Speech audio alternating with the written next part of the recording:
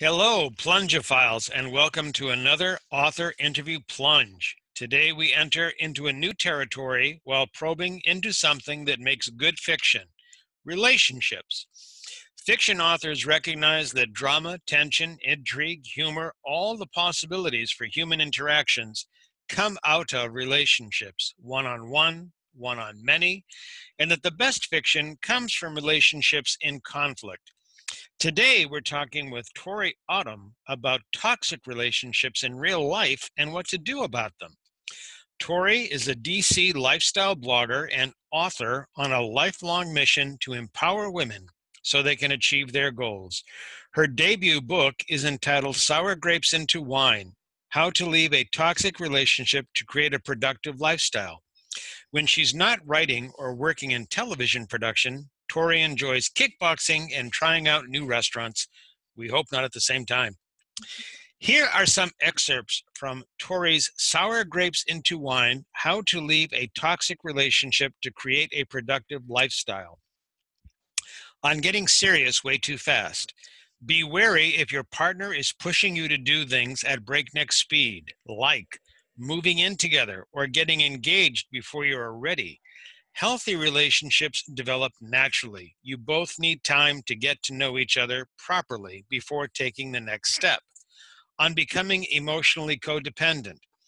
The result is always feeling in a state of lacking or depletion. You're putting in more into the relationship than he is and finding yourself frustrated because he can't even do the smallest things you ask him to. Everyone, please welcome Tori Autumn. Yay, Tori! Thank you. It's so good to give you a cheer. Yes. Okay. Thanks for the cheer. My pleasure. Tori, you're based out of DC. Yes, that's correct. And you work, your day job, as they say, is with C-SPAN. You're a Yes. production assistant with C-SPAN? Okay, Mhm. great. So your background, if I understand correctly, you've had print and radio and TV journalism Mhm. as your Yeah. background, and you also blog. Yes. Okay, so we'll have links to all of that information on our site, on your interview. And if it's okay with you, I'm going to go into the questions. Yeah, let's get started. Okay.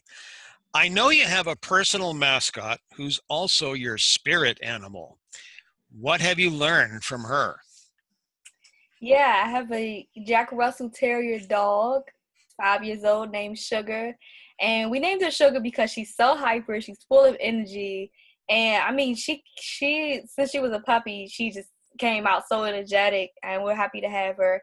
What I learned from Shug, well, we nicknamed her Shug. What I learned from Shug is a lot of patience because this Mm-hmm. dog is stubborn.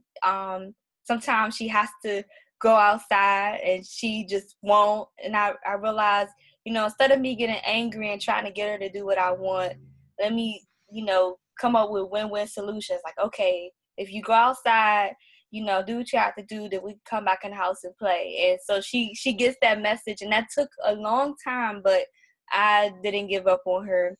And the other thing I learned about raising an energetic dog is what it's like to raise a child. I mean, anyone who has a dog knows that dogs are like kids, and Mm-hmm. so I became more of a responsible person dealing with Sugar, and yeah, I love it. It's lots of fun. Okay, excellent. Thank you. You've written about personal relationships, self-worth, self-esteem, being an independent woman. That's really where you focus. Is that right? Yeah, yeah. Okay. So you must, having written about those things, and forgive me, but we'll just say that you're an expert in those things. Good for you. No, and I hope not because you've had a lot of pain in your life. But anyway, so you're an expert at these things. What is your favorite personal anecdote, good or bad, about yourself dealing with personal relationships? Yeah, so with this book, I learned that some of the things that apply in it not only are tied down to relationships, like romantic partners, but also it can cross over to friendships, family members, and even coworkers. And recently I had a disagreement with a coworker who put too much of the work and the responsibilities on me. Mm-hmm. And instead of combating with this individual, I usually did most of the work, and that put a lot of pressure on me. And it also made me realize that the communication was way off. Her expectations of her work and my work was so much different than my expectations of it. And I felt like it was creating a toxic environment, since going to a 9-to-5 job is your second home. So if you're not happy with your job, then it's just really hard to be happy with anything. So eventually I used some of the strategies I talked about in the book, in terms of like talking it out and really understanding how the other person feels, but also making sure the other person knows how you feel, how you want to move forward. And once I did that, I felt completely better. Our relationship at work is a lot better. Her work is better.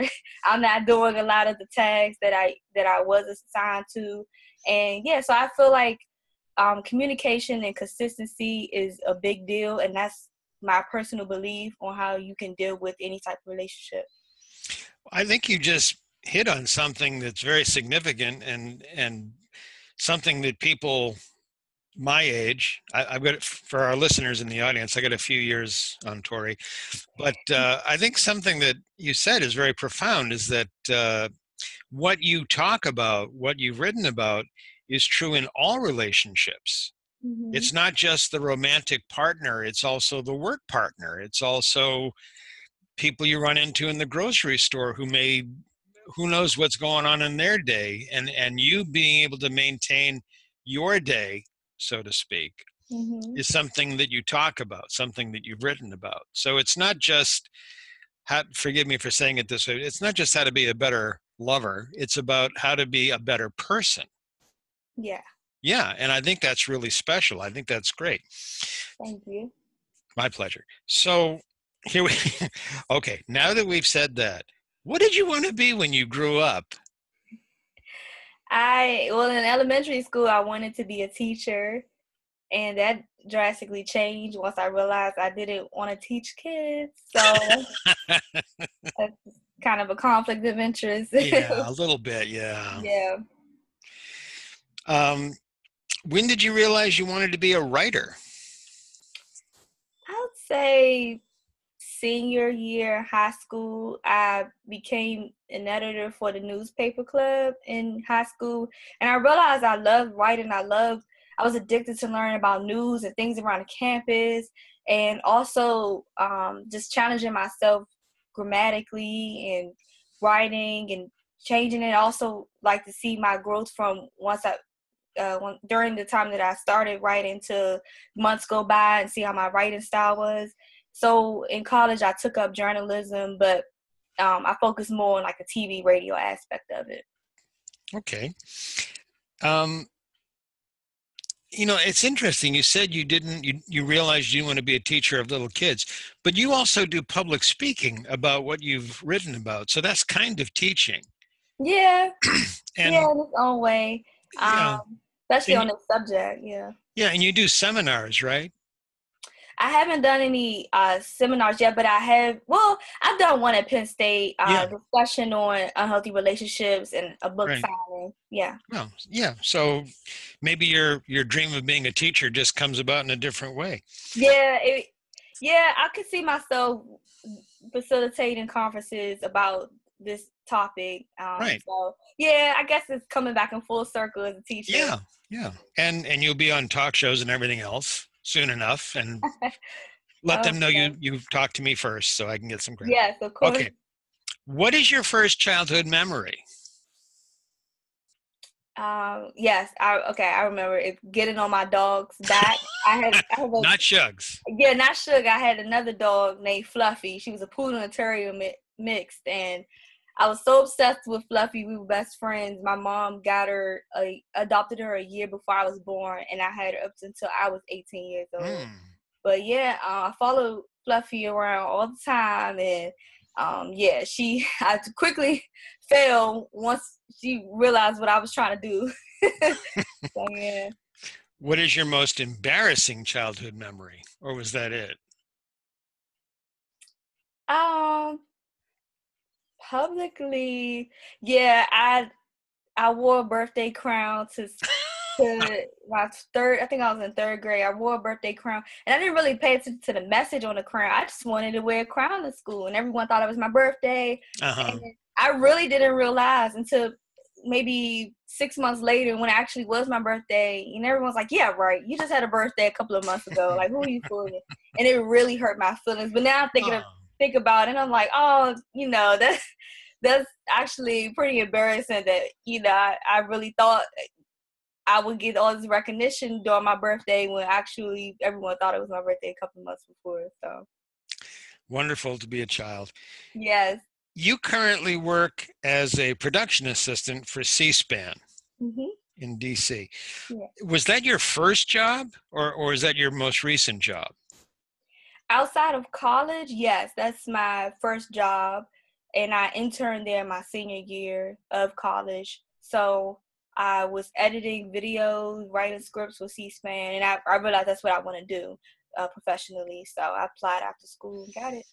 Great, congratulations. Thank How did you celebrate publication of Sour Grapes into Wine? Did you have a glass of wine? Is that how you celebrated? you. I should have. I should have. That would have been genius.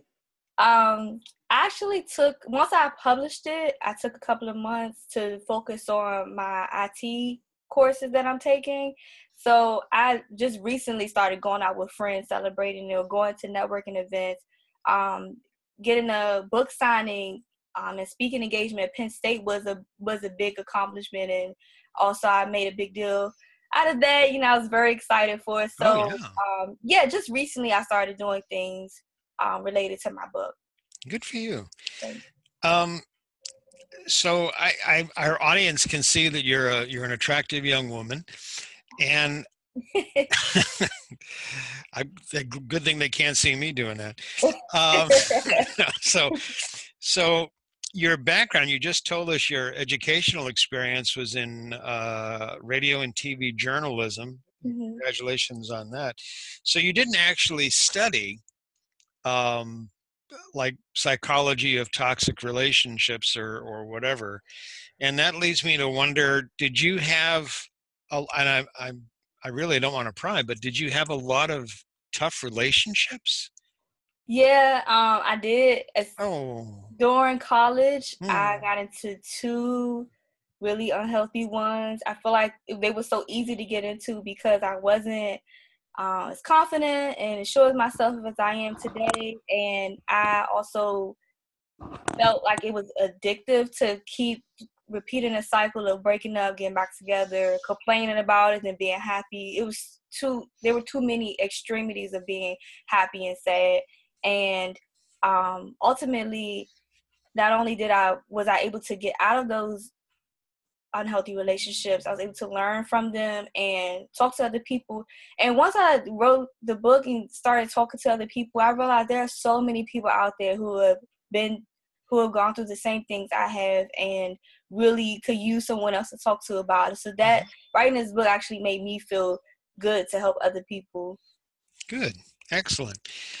Okay, you write about relationships. What do you value most in your friends and relationships with your friends?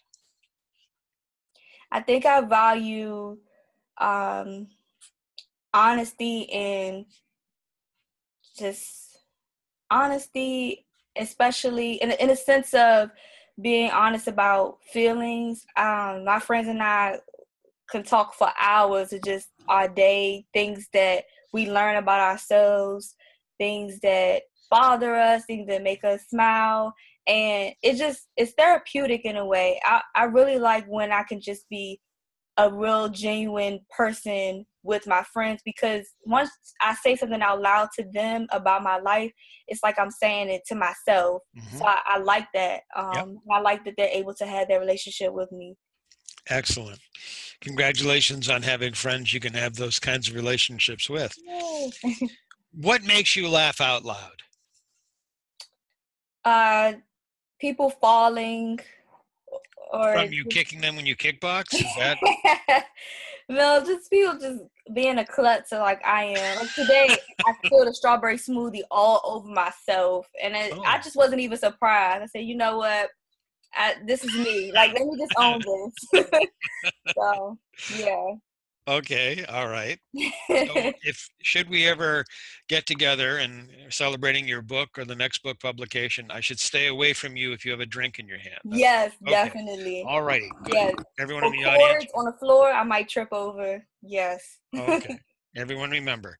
I looked at some of your blogs and they're very good. And I noticed that you use that blogging rule of writing in numbers, 12 ways to do this, 7 surprising things about that, 5 tips for this, 15 questions about that. How do you boil difficult, complex topics down to a select set of aphorisms?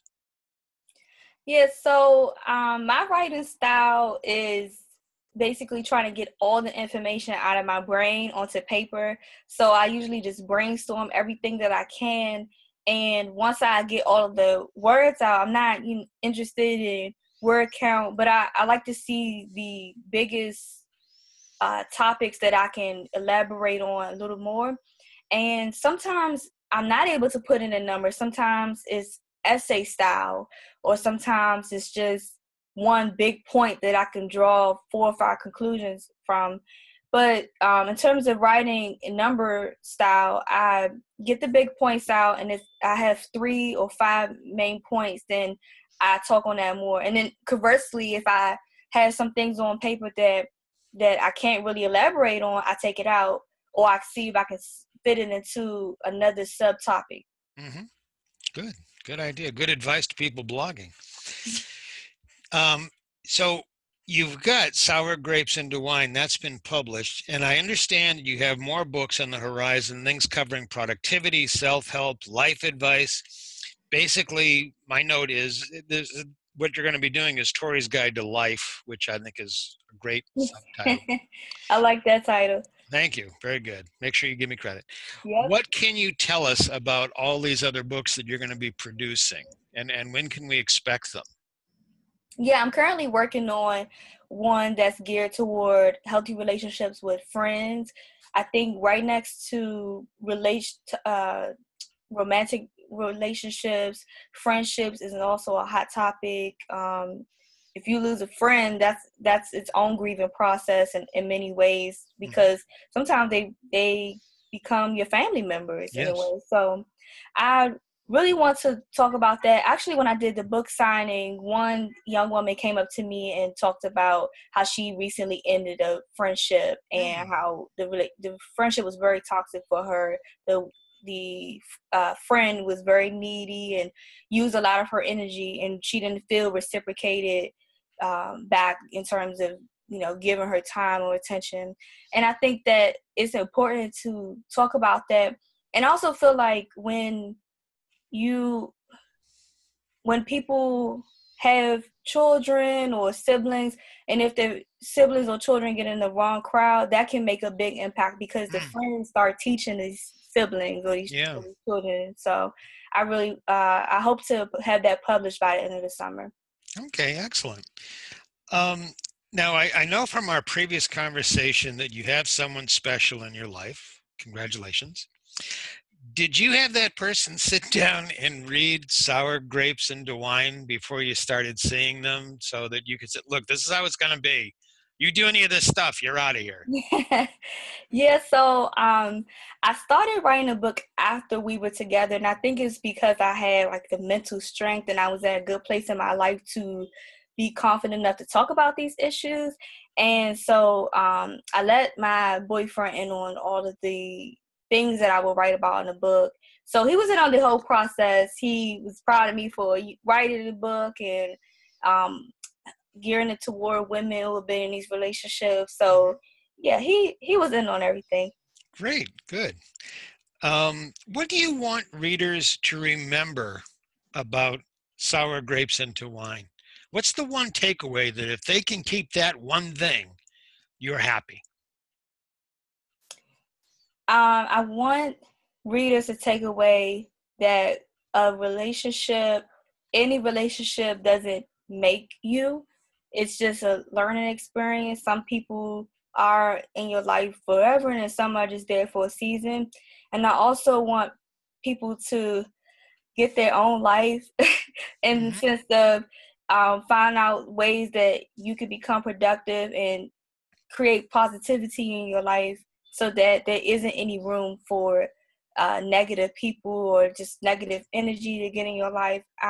So the part 3 in my book is just geared toward talking about ways that you can find hobbies you like, or start writing out your feelings, or just getting rid of toxic people and just becoming a more productive and efficient person. So I want people to not just look at it as a relationship thing, but also something that they can use if they're not in a toxic relationship. They just want to read something to help them, be a better person and reach their goals. I think this book is perfect for that.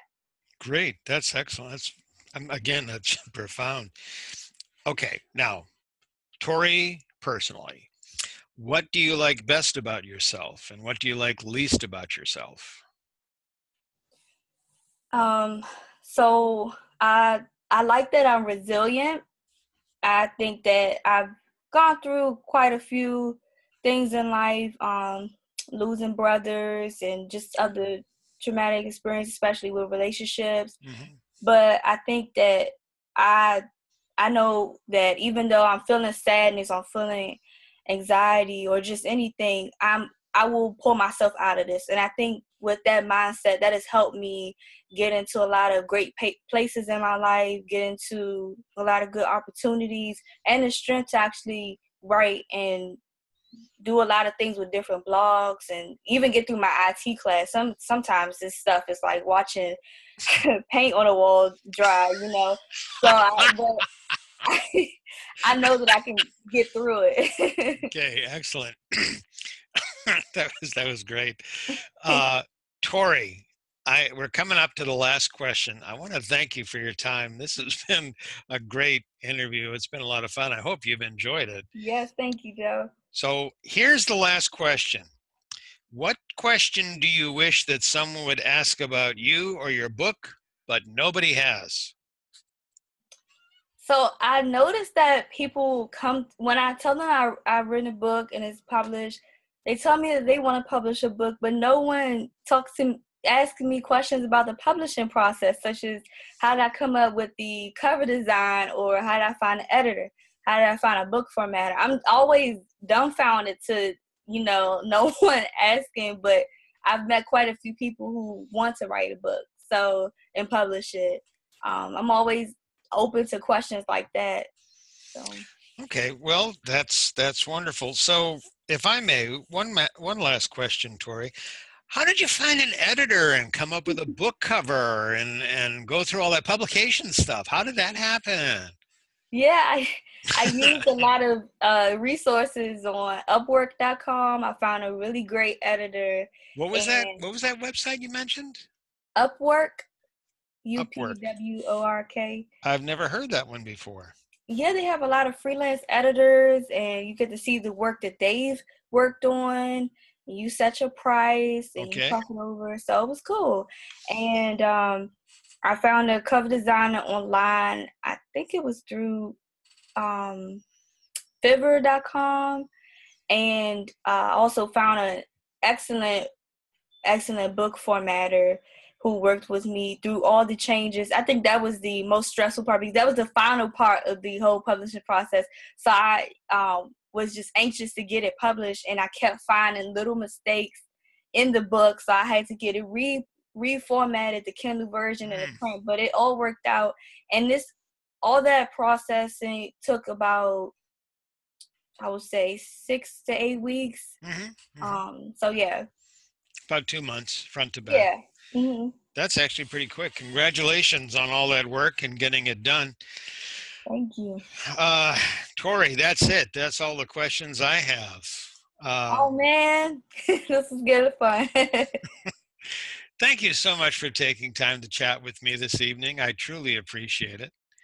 Yo, thank you so much for interviewing me and just having a platform for authors to talk about their books and talk about writing. So I appreciate that. Thank you. My pleasure. You take care. Have a great night. Keep writing, keep talking, do those talk shows. I'm going to be looking for you. Thank you. Take care. Take care. Bye-bye. Yeah.